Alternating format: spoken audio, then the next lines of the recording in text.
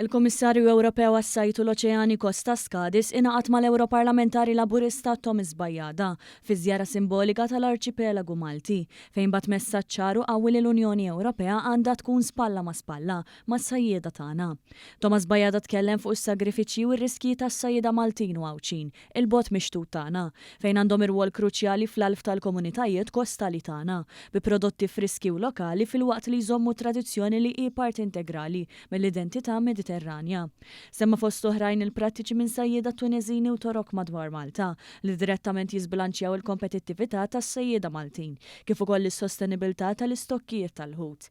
Hawnhekk sejjaħ l-Unjoni Ewropea biex tkun aktar b'saħħitha kontra operaturi minn pajjiżi terzi bi prattiċi tas-sajt mhux sostenibbli u li ma jirrispettawx ir-regolamenti reġjonali.